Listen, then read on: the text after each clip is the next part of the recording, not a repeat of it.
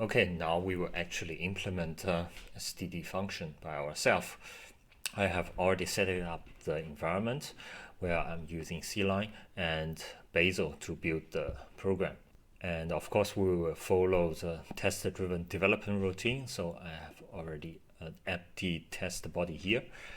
And the first test we're gonna implement is we will store a lambda function into our replacement for std function and see if it works. Okay, so let's declare a lambda function.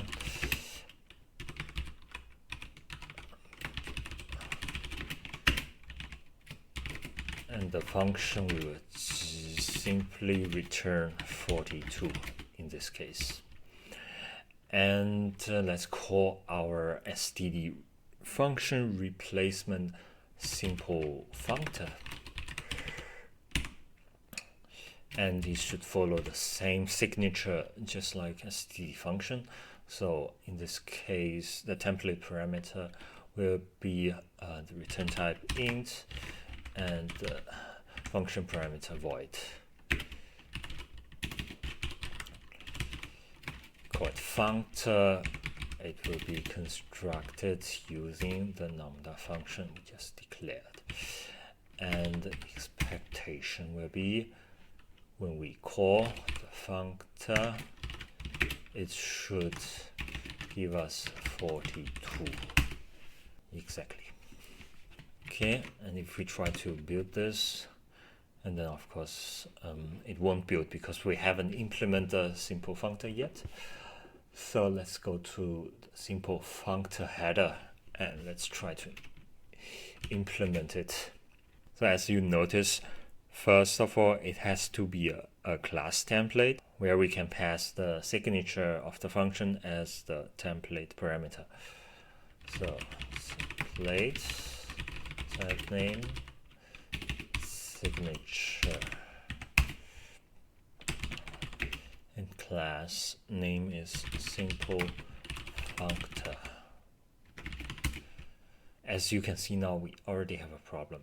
How can we get the function return type and also the parameter type out from this signature? The trick we're going to use is template specialization, and the syntax looks like the following. We first specify the return type to be return type, and then we specify the argument types.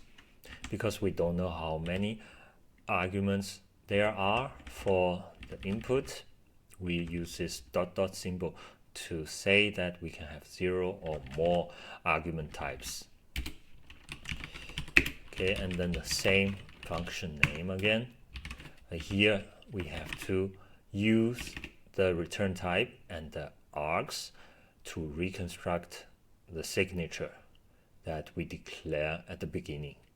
So in this case, gonna be return type parentheses args and 3 dots. So now in order for our program to build, we at least need a constructor and a call operator. Let's try to implement that. And our constructor will take a function as input, and be it a lambda, a pure function, or a function object. So in order to take any function as input, we again have to use template. So here, say our template type is called function, and then universal forwarding for that function, and we leave it simply empty for the moment because we just want to have a red test first. And then the next thing we need is the call operator. And when we call our simple functor, we want to be calling it as if we were calling the original function. So it should have the same return type as the original function that we passed in. Okay, then the call operator.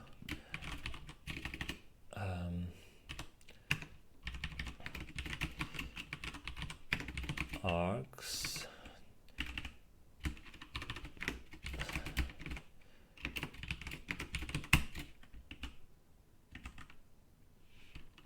and for the moment we just say we construct the default constructed return type, and now we should be able to build our program. And as expected, we have a red test. We expect we get 42, but actually we just get 0. Let's now try to implement the constructor for simple functor. So in order to call this function later on, we have to save it as a member of simple functor. So naturally we would like to have a member which is also of the type function, and the constructor will simply assign the value of function to our member, like so. But you already see a problem that we don't have the function type here inside the class template simple functor. How can we solve this problem? First, we will need a container for this function, and we name this container model, and we want to save this function as a member of this model. Just like the simple functor constructor, in order to save any function inside it, we have to make it a class template of template type function. And here we generate the constructor from C-line.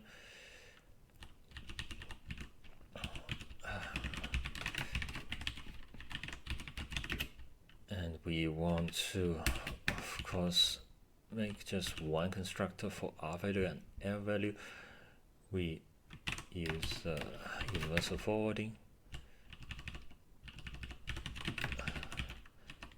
and std forward.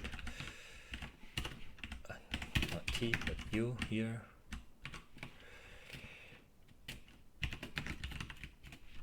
And now we have a container for function called model. So how about we try to replace here the function type with model.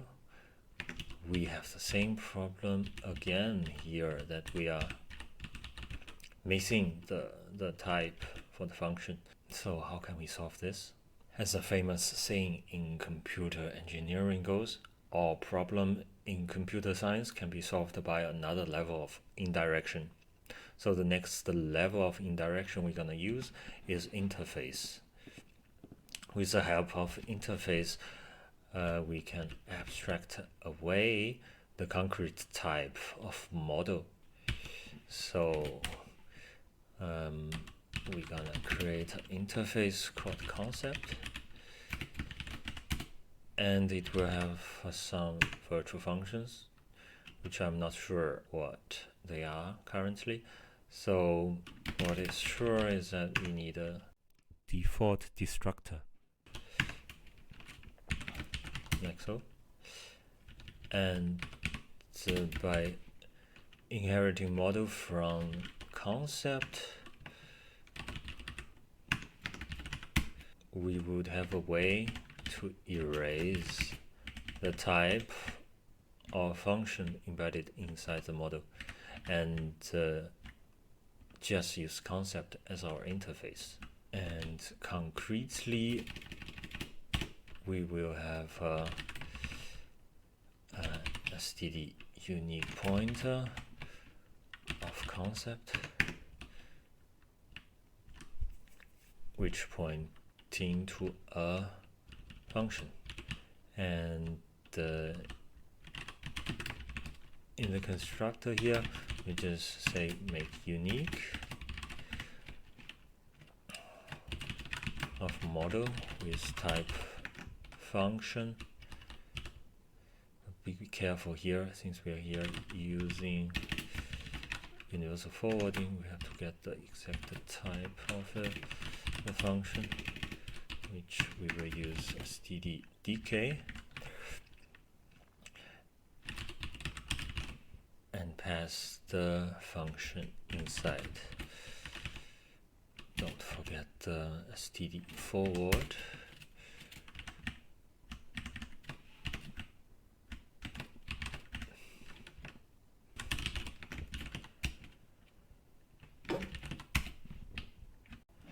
So far, we have successfully stored the function of any type within our simple functor using a wrapper of concept. Now we need to implement some interfaces for the concept in order to implement the call operator. So let's try to implement the call operator and see what interface we need. So what we want is we want to invoke the function itself by passing the parameters that we got from the caller. So let's forward the arguments also inside, unpack the template parameters, and what we need is a virtual function inside the concept, which will in turn call the function that we store inside the model. So let's declare the virtual function invoke inside the interface concept. And luckily, because we have declared the concept inside the simple functor, we have access to the template parameter return type, as well as the argument types. So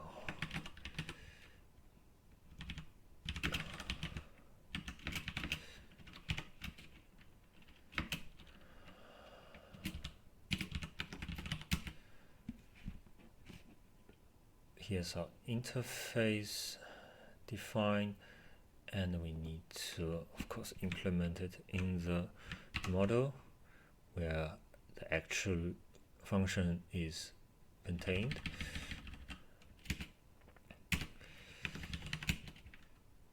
So since we have the function object, we can simply just call the functions with the passing arguments.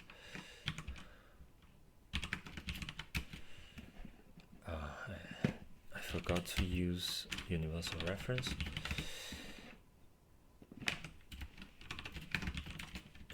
Also, so a small mistake here, that we actually want the interface to be public. So here I have to explicitly say public, and also since we are using make unique and unique pointer, we need to do the include of the header.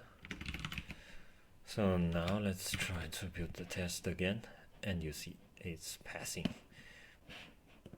So far we have now successfully implemented the type erasure for the simple functor. It can take any function and store it as a member, then invoke this function later. So to demonstrate its powerfulness, we can also try to store a free function,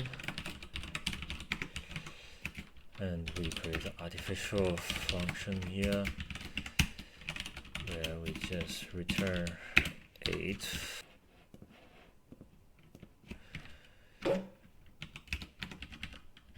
And here, instead of saving the non function, we simply store the function inside our functor. We run the test. Yeah, of course it fails because we want 8. Yeah. Great, that works. And how about function object? So we have a function object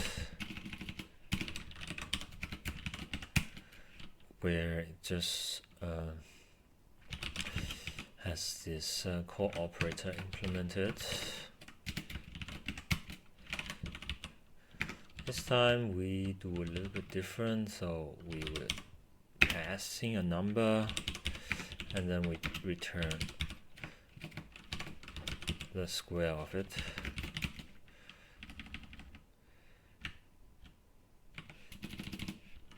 So we'll slightly change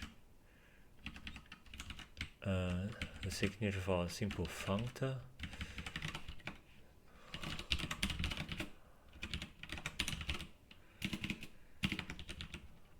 And here we're passing a function object.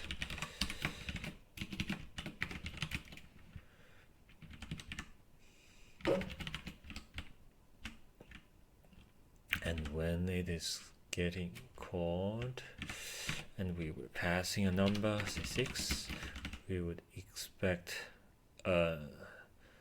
36. Let's see if we get a failing test first.